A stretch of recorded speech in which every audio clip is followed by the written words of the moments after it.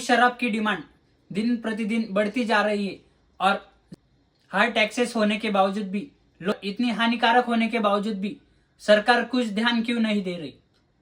एक बार शराब की सप्लाई कम हो सकती है लेकिन शराब की डिमांड नहीं।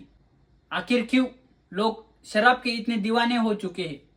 स्वागत है आपका हमारे इस नए और अद्भुत वीडियो में जिसका टॉपिक है,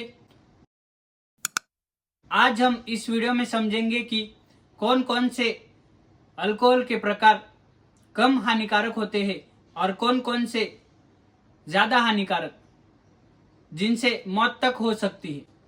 आखिर क्यों अल्कोहल इतना एडिक्टिव सब्सटेंस है जिससे कि छुटकारा पाना बेहद ही मुश्किल हो जाता है और लोगों के परिवार उजड़ जाते। दोस्तों, आपके मन में कभी ना कभी एक सवाल तो आया ही होगा कि अल्कोहल की इन्वेंशन या अल्कोहल की खोज सबसे पहले किसने की होगी। एक रिसर्च में सामने आता है कि कई सालों पहले जब इंसान नहीं थे तब बंदर ही केवल पूरी पृथ्वी पर सर्वाइव कर रहे थे।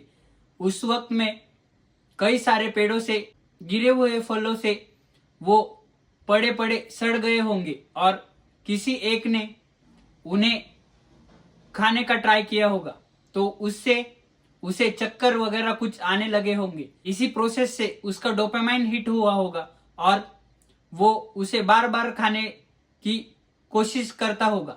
उसी से हमें अल्कोहल पचाने की या अल्कोहल डाइजेस्ट करने की क्षमता इंसानों में इवोल्यूशन के द्वारा आने। दोस्तों, अल्कोहल इन्हीं सारे सड़े हुए फलों से बनता है जैसे कि ग्रेप्स। इन्हीं फलों को फर्मेंटेशन के द्वारा फर्मेंट किया जाता है और उनसे कई सारी अल्कोहल बनती है जैसे कि बियर, वाइन, साइडर। ऐसी कई सारी अल्कोहल इससे बनती है जिनमें कि 5 से लेकर 20% तक की अल्कोहल की मात्रा होती है। दोस्तों, बियर जो है वो बार्ली, व्हीट इनके फर्मेंटेशन से बनती है और जिसमें 4 से लेकर 12% तक की अल्कोहल की मात्रा हो सकती है। और दोस्तों, वाइन जो है वो अंगूर के फर्मेंटेशन से बनती है जिसमें 12 से लेकर 15% तक की अल्कोहल की मात्रा मौजूद हो सकती है। और साइडर जो है वो एप्पल्स के फर्मेंटेशन से बनती है जिसमें कि 4 से लेकर 8% तक की अल्कोहल की मात्रा हो सकती है। इन सारी अल्कोहल की ड्रिंक्स को हम कंपैरेटिवली सॉफ्ट मान सकते हैं बाकी विस्की या रम से। आगे बढ़ते हैं इसकी दूसरी कैटेगरी के पास, डिस्टिल्ड अल्कोहल। दोस्तों, डिस्टिल्ड अल्कोहल में यह होता है कि फर्मेंटेड लिक्विड को हीट करके उससे केवल अल्कोहल ही सेपरेट की जाती है और उसमें ज्यादा मात्रा तक की अल्कोहल परसेंटेज हो सकती है। इसी के कारण ये ज्यादा हार्ड लिकर मानी जाती है कंपेयर टू बियर और वाइन के। आपने कभी ना कभी विस्की, ब्रांडी, रम जैसे शब्द सुने ही होंगे। इनमें लगभग 80% तक की अल्कोहल की मात्रा होती है। ब्रांडी जो कि वाइन को डिस्टिल करके बनाई जाती है और जिसमें 35 से लेकर 50% तक की अल्कोहल की मात्रा होती है। वोडका जो कि पोटैटोज यानी कि आलू को डिस्टिलेशन प्रोसेस में डालकर उससे अल्कोहल तैयार की जाती है। 60% तक की अल्कोहल की मात्रा होती है। इसके बाद है दोस्तों विस्की जो कि बियर के डिस्टिलेशन से बनती है और जिसमें 50% से लेकर 65% तक की अल्कोहल की मात्रा होती है। में सबसे हार्ड मानी जाती है रम जो कि शुगर केन यानी कि गन्ने को डिस्टिल करके उससे अल्कोहल बनाई जाती है और जो कि 75% तक हो सकती है। सारी लिकर जो है वो डिस्टिलेशन प्रोसेस से बनती है और जो कि बेहद ही हार्ड मानी जाती है। क्या होगा अगर मैं आपसे कहूं कि इससे भी ज्यादा हार्ड लिकर बाजार में मिलती है। दोस्तों, क्या आपने देसी दारू, थर्रा इन सारी शराब के नाम सुने हैं? ये विस्की, ब्रांडी, रम इनसे भी हार्ड मानी जाती है जो कि इथेनॉल की बजाय मिथेनॉल से बनती है। जो कि सस्ती होती है। इस शराब की 100 से लेकर 150 ml तक की मात्रा भी इंसान की मौत का कारण बन सकती है और इसकी स्मेल और टेस्ट बेहद ही खराब होती है। और ऐसी शराब को कंज्यूम करने वाली कैटेगरी ज़्यादातर लो इनकम अर्निंग होती है और कम एजुकेटेड होती है। ये चीज़ इतनी हानिकारक होने के बावजूद भी क्यों खुलेआम बाजार में बेची जाती है और क्यों ये इतनी एडिक्टिव होती है।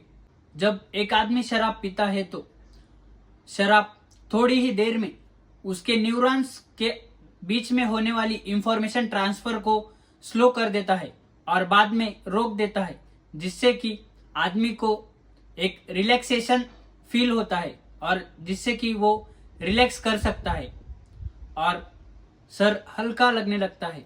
दोस्तों, शराब जो है वो ग्लूटामेट को ब्लॉक कर देती है और GABA को बूस्ट कर देती है, जिससे कि ब्रेन की फंक्शनिंग स्लो हो जाती है और उससे हमें रिलैक्सेशन मिलती है और आदमी पहले से ज्यादा रिलैक्स महसूस करता है।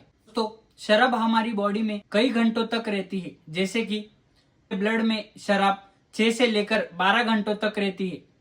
हमारे ब्रीथ में 12 घंटों से लेकर 24 घंटों तक रहती है। हमारे यूरिन में 48 घंटे तक शराब रहती है।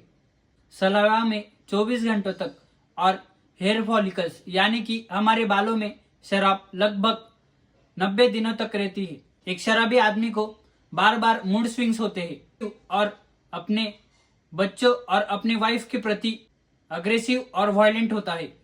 एक शराबी आदमी को कई सारे डिसीजेस होते हैं, जैसे कि लिवर डैमेज, हार्ट डिसीजेस जैसे कि हाई ब्लड प्रेशर, कार्डियोमायोपैथी जैसे खतरनाक डिसीजेस होते हैं। और एक शराबी आदमी को थ्रोट कैंसर, माउथ कैंसर तक हो सकता है। और तो और TB, न्यूमोनिया, ब्रेन डैमेज जैसे खतरनाक और अनरिकवरेबल डिसीजेस होते हैं। एक शराबी आदमी का दिमाग पहले से छोटा होने लगता है, उसे मेमोरी लॉस यानी कि डिमेंशिया तक हो सकता है, यानी कि वो बार बार अपनी चीजें भूलता जाता है, जैसे कि गजनी। दोस्तों, एक शराबी आदमी की लाइफ एक्सपेक्टेंसी भी कम हो जाती है। इससे हम ये समझ सकते हैं कि शराब कितनी हानिकारक है। तो कई सारे लोग बोलते हैं कि बियर या वाइन से क्या ही होता है।